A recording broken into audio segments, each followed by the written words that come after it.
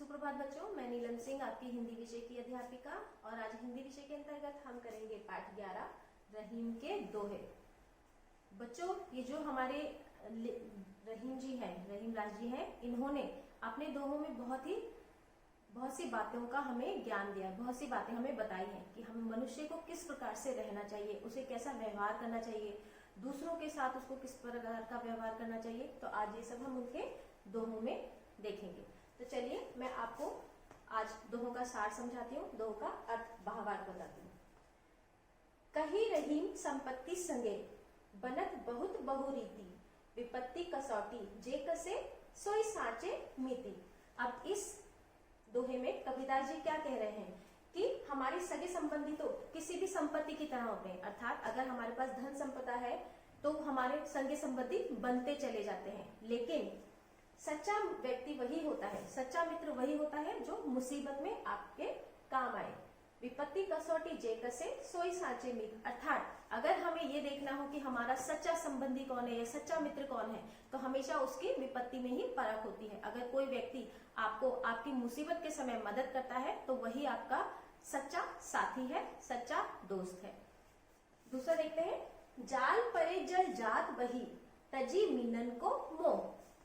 जाल परे जल जात बही, तजी मीनन को मोह, रहीमन मछली नीर को तऊ न छाड़ती छो। अर्थात यहाँ पर कबीर रहीमदास जी क्या कहते हैं, उन्होंने यहाँ पर हमें सच्चे प्रेम के बारे में बताया है। ठीक है, उनके अनुसार आपने देखा होगा जब हम नदी में जाला डालते हैं मछली फंसने के लिए, है ना, तो क्या होता है, जो पानी होता है वो तो जाले को पार करके बाहर निकल जाता है और उसमें मछली रह जाती है। अर्थात यहाँ पर क्या बताया जा रहा है, जाल परे जल जात बही, तजी मीनन को मोह। जो पानी होता है वो मछली से बिल्कुल भी प्यार नहीं करता। जब हम जाल डालते हैं मछली पकड़ने के लिए तो पानी जो है वो तो मछली को वहां पर छोड़कर चुपचाप निकल जाता है। ठीक है, लेकिन जल उस मछली जो होती है, रहीमन मछली नीर को तऊ न छाड़त छो, लेकिन मछली जैसा प्रेम जल से करती है, क्योंकि जैसे ही आप मछली को पानी से बाहर निकालते हैं, जल से दूर करते हैं, वो जीवित नहीं रहती, मर जाती है। तो यहाँ पर बोला गया है कि जब नदी में मछली पकड़ने के लिए जाल डालकर बाहर निकाला जाता है तो जल उसी समय बाहर निकल जाता है, जल जाल फाड़ के बाहर निकल जाता है, लेकिन जो मछली है, मछली उस जल के प्रेम को नहीं भूलती और उसके मोह में, उसके वियोग में वो प्राण त्याग देती है। अर्थात जब वो जल से मछली को दूर करो तो मछली जो है वो अपने प्राण त्याग देती है। देखेंगे, तरुवल फल नहीं खात है, सरवर पिए नहीं पान, कही रहीम पर काज हित, संपत्ति संचय सुजान। अब यहाँ इस दोहे में रहीमदास जी क्या कह रहे हैं, तरुवर अर्थात पेड़, ठीक है, सरोवर अर्थात तालाब, सरोवर, ठीक है। तो जिस प्रकार से जो वृक्ष होता है वो अपने फल खुद नहीं खाता, तरुवर फल नहीं खाते है, वृक्ष जो होते हैं, पेड़ जो होते हैं वो अपने फल स्वयं नहीं खाते हैं। सर्व पीही न पान, और जो नदी तालाब होते हैं वो अपने पानी स्वयं नहीं पीते हैं। ठीक है, कही रहीम पर काज हित, संपत्ति संचय सुजान। इसी प्रकार से जो सज्जन व्यक्ति होते हैं, जो अच्छे मनुष्य होते हैं, जो सद भावना वाले मनुष्य होते हैं, वो क्या करते हैं, वो जो धन जमा करते हैं वो स्वयं के लिए नहीं करते बल्कि दूसरों के काम आने के लिए करते हैं। अर्थात वो अपने पास, उनके पास जो सज्जन व्यक्ति होते हैं उनके पास जो धन होता है वो हमेशा उनसे दूसरे की मदद करने को तत्पर रहते हैं। अर्थात ये है कि अगर आप इस लायक हैं कि दूसरे को आप मदद कर सकते हैं तो हमें अवश्य करना चाहिए।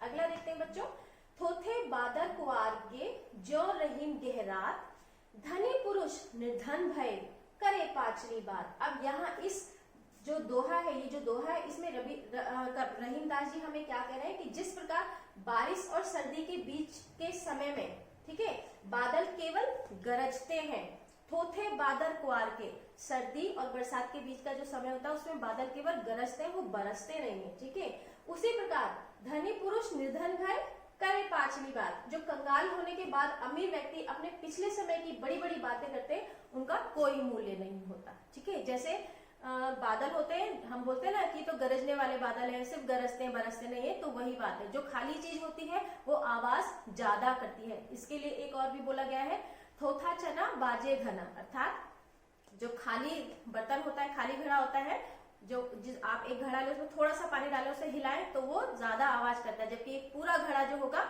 वो कम आवाज करेगा या आवाज नहीं करेगा। तो इसी प्रकार से यहाँ पर बोला गया है कि जो सज्जन व्यक्ति होते हैं, जिन व्यक्तियों के अंदर गुण होते हैं, सद्भावना होती है, वो अपने गुणों का बखान नहीं करते, बल्कि और जो कमतर होते हैं वही अपने गुणों का बखान करते हैं, या वो अपने धन का बखान करते हैं या अपने गुणों का बखान करते हैं। अगला देखेंगे बच्चों, धरती की सी रीत है, शीत घाम और मेघ। ध्यान से सुनिए, धरती की सी रीत है, शीत घाम और मेघ। शीत अर्थात सर्दी ठंड, घाम अर्थात गर्मी और मेघ अर्थात बरसात। जैसी परे सो सही रहे त्यों रहीम यह दे। ठीक है, अभ्यास इसको ध्यान से समझिए बच्चों। धरती की सी रीत है, शीत घाम और मेघ। अब यहाँ रहीम दास जी अपने दोहे में क्या कर रहे हैं, वो मनुष्य के शरीर की सहन शक्ति के बारे में बात कर रहे हैं। वो कहते हैं कि मनुष्य के शरीर की सहन शक्ति बिल्कुल इस धरती के समान ही है। जिस तरह धरती सर्दी गर्मी बरसात आदि सभी मौसम को झेलती है, बर्दाश्त करती है, सहती है, उसी तरह से हमारा जो शरीर है वो भी सुख और दुख को हर मौसम में सहन कर लेता है। तो बच्चों ये जो दोहे हैं ये हमें किस प्रकार से अपने जीवन में व्यवहार करना चाहिए, दूसरे लोगों को देखना चाहिए, उनसे हमारा व्यवहार कैसा होना चाहिए, यही बात रहीम दास जी, कबीर दास जी अपने दोहों में बताते हैं। तो आप ध्यान से दोहों को पढ़िए, इन्हें समझिए। Thank you.